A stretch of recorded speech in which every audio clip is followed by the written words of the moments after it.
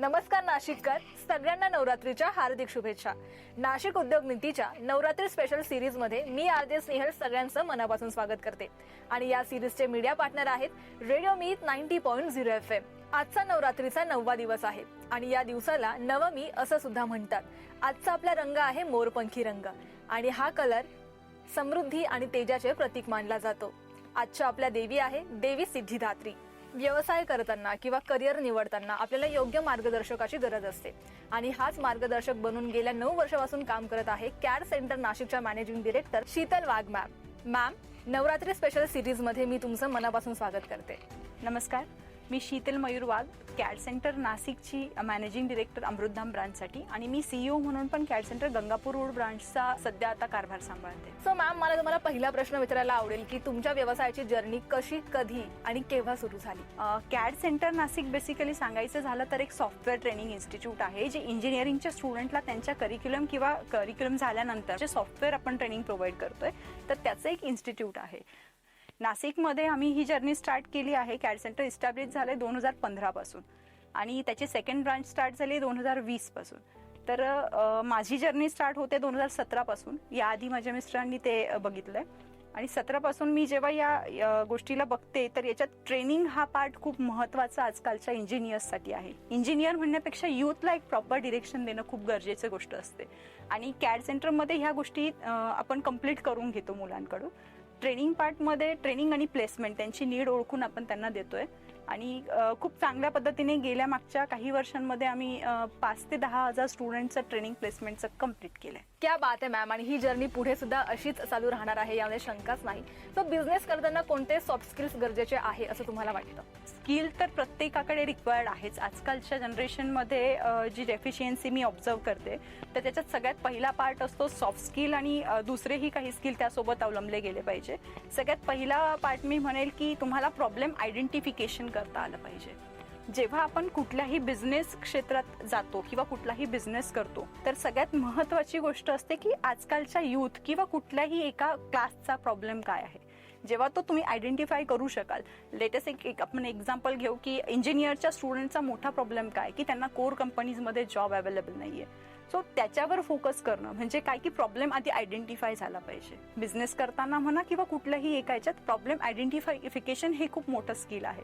Second part मी म्हणेल की communication असलं पाहिजे. आम्ही आमच्या सेगमेंटमध्ये बऱ्याच वेळेस असं होतं की एक तास कम्युनिकेशन चालतं, कारण कुठलीही व्यक्ती ओळखायला 10 ते 15 मिनिट असा काही वेळ पुरेसा नसतो. तर त्या केसमध्ये मी म्हणेल की कम्युनिकेशनमध्ये तुम्ही कसं प्रेझेंट करता आहात किंवा त्याचे काय तुमच्याकडून एक्सपेक्टेशन आहेत किंवा पर्टिक्युलर व्यक्तीसोबत तुम्ही जी बाउंडिंग तयार करता आहात फॉर 1 hour तर ती जास्त महत्त्वाची आहे. तिसरं एक ओनरशिप लिडरशिप पण आपण म्हणू शकतो की कुठलीही एक टीम मेंबर आहे. माझ्याकडे 10 ते 12 लोकांची टीम आहे. जेव्हा मला त्या लोकांसोबत एक कुठलाही प्रॉब्लेम डिस्कस करायचा असतो किंवा त्यांना एक डिरेक्शन द्यायची असते तर त्या केसला मी लिडरशिप क्वालिटीला खूप जास्त महत्त्व देते. तर त्यात तुम्हाला प्रॉब्लेममध्ये कशा पद्धतीने लोकांना टॅकल करायचं आहे किंवा कुठे स्ट्रेस मॅनेजमेंट झाला पाहिजे, प्रेशर कुठे हँडल होतोय तर या गोष्टींकडे पण बघितलं गेलं पाहिजे. स्किलमध्ये अजून एक खूप महत्त्वाचा पार्ट जो सध्या मिसिंग मला वाटतोय तो आहे की तुम्ही इथिक्स घेऊन नाही चालत आहात. एक बिझनेस आहे जो सेम बिझनेस एक त्याची रेप्लिका काही दिवसानंतर तयार होते. जर आपण म्हणतोय की माझ्या क्लायंटसाठी माझं कॅड सेंटर हे खूप मोठं बेस्ट आहे असं मी म्हणते आणि मग ते दाखवताना मला कधी असं नको वाटायला की हे बाकीच्या सेंटर्सची तुलना मी तशी करते. तर तुम्ही एथिक्स पाळून जर त्या गोष्टी केल्या तर त्याला खूप चांगल्या पद्धतीने डिरेक्शन दिली जाईल. प्रॉब्लेम जो आहे त्याच्यावर तुम्ही सोल्युशन द्या, त्याच्यातून मुलांना आउटकम करून दाखवा किंवा कुठल्याही एका बिझनेसमध्ये इथिक्स असणं फार महत्त्वाचा विषय. आणि मला वाटतं की आज खूप लोकांना कळलं असेल की कोणते सॉफ्ट स्किल्स खरंच खूप जास्त गरजेचे आहे. सो आता नाशिकमध्ये खूप युवा उद्योजक वाढत आहेत. सगळ्यांना आपलं एक नवीन स्टार्टअप सुरू करायचं आहे, पण त्यांच्याकडून ना काहीतरी चुका सुद्धा होत आहेत ज्या त्यांच्या लक्षात येत नाहीये. तर तुम्हाला काय वाटतं की जे नवीन उद्योजक आता नाशिकमध्ये तयार होत आहे ते कोणत्या चुका करताय? तर मी असं म्हणेल की प्रॉब्लेम जो आहे तर बिझनेस आयडेंटिफिकेशन महत्त्वाचं आहे. तुमची त्या क्षेत्रातली मास्टरी किती आहे हेही महत्त्वाचं आहे. जर मी कुठलाही एक स्टार्टअप करते आहे किंवा कुठलाही बिझनेस टाकते तर त्या आसपासच्या लोकांमध्ये त्याचं सोल्युशन, त्यांना जे प्रॉब्लेम आहेत त्याचं ते सोल्युशन होऊ शकतं का. एक आपण एक्झाम्पल म्हटलं तर कुठल्याही कॉलेज एरियात आपण एक कॅफे रन करतो, तर त्या मुलांनी त्याच्यातून किंवा त्या मुलांसाठी ती गोष्ट एक चांगली होते का, त्यांना तिथला फावला वेळ जो आहे तो तिथे घालवता येतोय, इव्हन त्यांना त्याच्यात असाइनमेंट्स कंप्लीट होत आहे. अशा खूप साऱ्या गोष्टी आहेत की मुलांनी किंवा कुठल्याही एका बिझनेस क्षेत्रात उतरताना सगळ्यात आधी तर तुम्हाला ते माहिती असायला हवं की त्याचा स्कोप काय असणार आहे. दुसरा पार्ट मी म्हणेल की नाशिक सिटी तसं तर अजून खूप ग्रोईंग सिटी आहे आपण असं म्हणतो, आणि मेट्रो अजून त्याच्यात नाही आहे, त्यामुळे खूप साऱ्या बिझनेसला अपॉर्च्युनिटीज आहेत. पण तुम्ही आधी त्याचा स्टडी करायला हवा. कुठल्याही क्षेत्रात जाण्याआधी तुम्ही 2 वर्ष त्यात जॉब करा, त्या प्रॉब्लेमला अजून जवळून बघण्याची त्याच्यात एक चान्स मिळतो. सेकंड पार्ट असा आहे की आपण तुम्हाला जे स्किल आहेत त्याची अजून किती डेव्हलपमेंट करणं गरजेचं आहे. त्यासाठी तुम्ही फायनान्स कसं कॅल्क्युलेट करताय, त्यानंतर तुमची जी रिस्क आहे तिला तुम्ही कन्सिडर केलं आहे की नाही, तुमच्या वेळेचं नियोजन कसं असणार आहे. तर हे फॅक्टर खूप महत्त्वाचे आणि याच्यावर मुलांनी विचार केला पाहिजे. प्रॉब्लेम असा आहे, जोपर्यंत तुमचा स्वतःचा पैसा तुम्ही तुमच्या बिझनेसमध्ये ॲड करत नाहीत तोपर्यंत तुम्हाला त्याचं महत्त्व नाही कळत की आई वडील किंवा कुठूनही लोन काढून तुम्ही जे बिझनेस रन करतात तर त्याच्यात एक मोठा रिस्क फॅक्टर काही तुमच्यासाठी नसतो की कॉस्ट हा पार्ट तुम्ही स्वतः कमवलेली नसते. तर मला असं वाटतं की तुम्ही एकदा स्वतः त्याच्यातून गेल्याशिवाय कुठल्याही बिझनेसला लगेच स्टार्ट करू नये. बिझनेस कुठलाही कॉपी करू नका. तर सगळ्यात आधी आपण जर तुम्ही नाशिक सिटीला एक बिझनेस करायचा विचार करताय सिटीमध्ये, तर आधी त्याला बघा की सिटीत एक्झॅक्ट लोकांचे प्रॉब्लेम्स काय आहेत.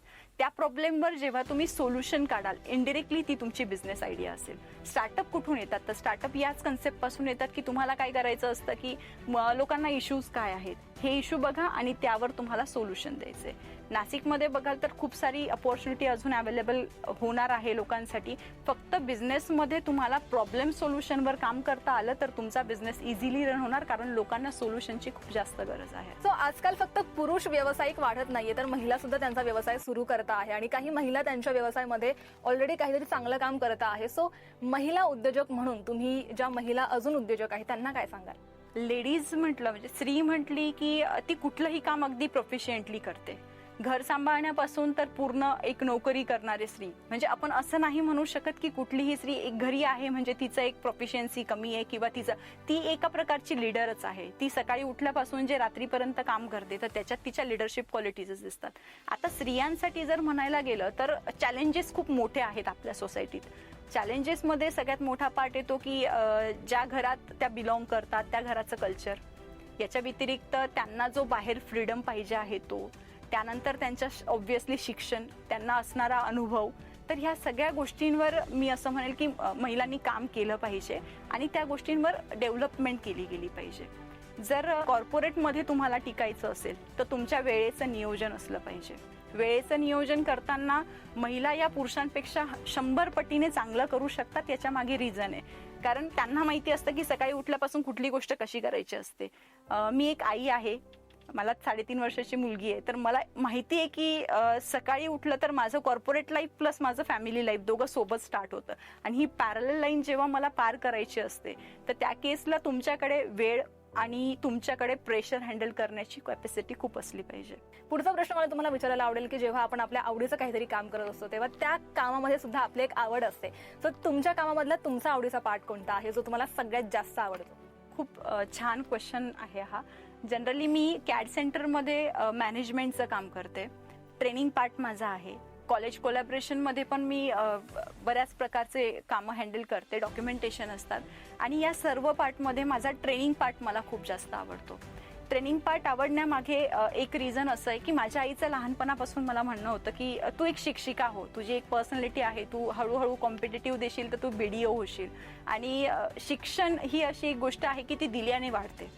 सो मला ट्रेनिंगमध्ये माझं जे कॅड सेंटर आहे तर त्याच्यात मी कन्स्ट्रक्शन मॅनेजमेंट किंवा इंजिनिअरिंग मॅनेजमेंट हे टॉपिक कव्हर करते. इंजिनिअरिंग मॅनेजमेंटमध्ये प्रायमावेरा आणि मायक्रोसॉफ्ट प्रोजेक्ट असे 2 सॉफ्टवेअरचे सिलेबस मी मुलांकडून कव्हर करते.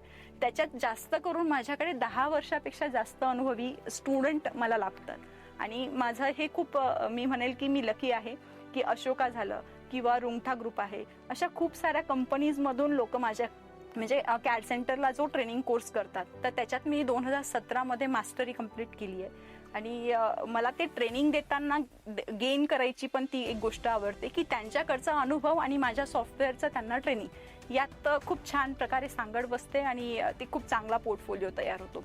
फ्रेशर्सला ज्यांना मास्टर्ससाठी जायचं आहे किंवा ज्यांना इंजिनिअरिंग नंतर काही हायर लेवल एज्युकेशन घ्यायचं आहे तर ते स्टुडंट मायक्रोसॉफ्ट प्रोजेक्ट आणि प्रायमावेरा हे 2 कोर्सेस आवर्जून करतात. आणि मला सांगायला आवडेल माझे 80% स्टुडंट हे बाहेरच्या कंट्रीजमध्ये सध्या वर्क करत आहेत. अगदी बरोबर. आणि आपल्या आवडीच्या कामामध्ये आपला इंटरेस्ट असेल तर त्या कामाप्रतीचा आपला आदर आणि त्या कामाप्रतीची आपली आवड ही वाढत असते. तर पुढचा प्रश्न मॅम मला तुम्हाला हा विचारायला आवडेल की जेव्हा आपण एखादा बिझनेस सुरू करतो, एखादा व्यवसाय सुरू करतो, तेव्हा त्या व्यवसायामध्ये आपल्याला मोटिवेशन आणि सपोर्ट या 2 गोष्टींची खूप आवश्यकता असते. तर तुमच्या या जर्नीमध्ये तुम्हाला मोटिवेशन आणि सपोर्ट कोणाचा मिळाला? सपोर्ट बद्दल म्हणायचं झालं तर डेफिनेटली मी माझ्या आईबाबांचं आधी नाव घेईल. कारण त्यांनी मला या एज्युकेशन पर्यंत इथे आणलं की मला जी सिस्टीम प्रोव्हाइड केली गेली आतापर्यंत, क्लासेस, माझ्यासाठी फॅसिलिटीज, मी एक BIT स्टुडंट आहे. तर माझ्यासाठी जे माझे बाबा एक कॉर्पोरेट सर्वंट होते, रिटायरमेंट झाली आहे, आता ते घरी असतात. आई एक एबल टू जॉब होती की तिला जॉब मिळू शकत होता, पण आम्ही 3 भावंड असल्या कारणाने तिने ते घरी राहणं स्वीकारलं. तर तिची एक प्रेरणा माझ्यासाठी आहे की तिला जॉब हा एस्पेक्ट बाजूला ठेवून आम्हाला घडवलं. तर सगळ्यात मोठे माझ्यासाठी 2 सपोर्ट सिस्टीम आहेत माझे आई बाबा. याचसोबत जर मी म्हणेल की मी माझे नवरोबा यांचाही मला खूप मोठा सपोर्ट आहे. मी म्हणेल की कुठलीही स्त्री ही एकटी फक्त पळून किंवा एकटी काही करून होत नाही. तर तिला जी मागून सिस्टीम असते, लग्नानंतरचा विषय, लग्नाआधी तर प्रत्येक आई बाबा मुलांचे पाहिजे ते लाड पुरवतातच, तो फॅक्टच नाही. पण जेव्हा लग्नानंतर एक पूर्ण लाईफ चेंज होतं, तर मी म्हणेल की माझ्या नवऱ्याने मला खूप सपोर्ट केला आहे. या बाबतीत मी खूप लकी आहे की मला ज्या गोष्टी हव्या आहेत किंवा माझ्या मताला एक किंमत असणं किंवा मला जे पाहिजे त्याच्यात माझं करिअर करू देणं, तर ही गोष्ट त्यांनी माझी खूप चांगल्या पद्धतीने फॉलो करू दिली. मी म्हणेन की आपण खूप वेळेस ऐकतो की एका यशस्वी पुरुषामागे एका स्त्रीचा हात असतो. ती त्याची आई, बायको कुठल्याही रूपात असू शकते. तर याच्या सोबतच मी हे म्हणेल की कुठल्याही स्त्रीच्या मागे एक पुरुष खंबीरपणे जर उभा असेल तर ती नक्कीच यशाच्या टोकापर्यंत पोहोचते. आणि त्यात सगळ्यात मोठा वाटा हा पुरुषाचा असतो. संसार ही एक अशी गोष्ट आहे की ज्याच्यात दोघांचे इक्वल पिलर जर असतील तर तुम्ही खूप चांगल्या पद्धतीने काम करू शकता. आणि त्याचबरोबर मी लग्न करून ज्या घरात गेली आहे, माझे सासू सासरे दोघीही ZP टीचर आहेत. सो सासू वर्किंग असल्यामुळे त्यांनी मला कुठल्याही गोष्टीचा असा प्रेशर नाही आणलाय की तुला हे केलंच गेलं पाहिजे, तू इथे आलीच पाहिजे. सासरकडची सगळी फॅमिली, इव्हन माझे लहान सासरे सगळे जे आहेत, तर मी घरातली सगळ्यात मोठी सून असून पण त्यांनी माझ्याकडून अशा कुठल्याही अपेक्षा नाही ठेवलेल्या आहेत. त्या बाबतीत मी स्वतःला खूप नशीबवान समजते की एका अंडरस्टँडिंग फॅमिलीमध्ये जसं आईबाबांकडून आली आहे, सेम मला तिथे तशीच वागणूक मिळते. माझ्या प्रत्येक एका गोष्टीला एक महत्त्व दिलं जातं की त्या गोष्टी खूप चांगल्या आहे. आणि तो माझा एक 4था सपोर्ट मी म्हणेल. माझी प्रेरणास्थान माझी मुलगी आहे. सकाळी उठल्यापासून मी माझ्या प्रत्येक एका ऍक्टिव्हिटीमध्ये तिला बरोबर नेते. इव्हन ती माझ्यासोबत ऑफिसलाही असते. आणि या दरम्यान तिच्याकडे बघितल्यानंतर मला असं वाटतं की खूप छोटी आहे तरी मी तिला प्रत्येक गोष्टीसोबत घेऊन जेव्हा चालते, तर आई म्हणून मला तिच्याकडे बघितल्यानंतर जो स्ट्रेस येतो की अरे मी हिच्यासोबत जे करते ते चुकीचं वाटतं, पण कुठेतरी ती मला त्या गोष्टींना अजूनही कळत नसून सांभाळून घेते की हो मम्मा तू हे कर, मी थांबते. माझ्या मावशीकडे ती बऱ्याच वेळेस असते. वर्षभर आता मी गेल्या 365 दिवसात एकही संडे आम्ही घरी एन्जॉय केलेला नाहीये. सो या पूर्ण स्ट्रॅटेजी बनवताना किंवा एवढ्या सगळ्या गोष्टींमध्ये ना तिचा खूप मला सपोर्ट आहे. माझे टीम मेंबर जे आहेत आता किंवा इथून मागे जे लाभले त्यांचाही मला खूप जास्त सपोर्ट मिळाला आहे. आणि सगळ्यात महत्त्वाचं, मला जो क्लायंट बेस लाभला आहे नाशिकमध्ये, डे 1 पासून जेव्हाही CAD सेंटर सुरू झालंय, नाशिककरांनी भरभरून त्याला प्रतिसाद दिलाय, त्याला प्रेम दिलंय. आणि हे असंच मिळत राहू अशी मी सगळ्यांकडून अपेक्षा करेन. आणि हाच सपोर्ट जो आहे तो तुम्हाला पुढे सुद्धा मिळणार आहे. सो शेवटचा प्रश्न मला तुम्हाला हा विचारायचा आहे की नवरात्रीचा आज शेवटचा दिवस आहे, तर तुम्ही तुमची नवरात्री कशी सेलिब्रेट करत होता? कुठलाही बिझनेसमॅनला सेलिब्रेशन असा एक पार्ट नसतो, म्हणजे इंडिव्हिज्युअली घरी जाऊन. तर मी माझं जे नवरात्री सेलिब्रेशन आहे खूप जास्त उत्साहात मी माझ्या टीमसोबतच केलं. आम्ही जेवढ्याही लेडीज आहोत किंवा आमच्यासोबत जे जेंट्स आहेत त्यांनी आम्हाला या गोष्टीत की काही स्पेशल असं फील करून दिलं. प्रत्येक एक दिवस आम्ही ते कलर कोड फॉलो करून आणि खूप छान प्रकारे सेलिब्रेशन झालं. आणि आज शेवटचा दिवस असल्या कारणाने आम्ही आमचं काम लवकर संपवून आणि आज गरबा खेळायला नक्कीच जाणार आहोत आणि खूप जास्त धमाल करणार.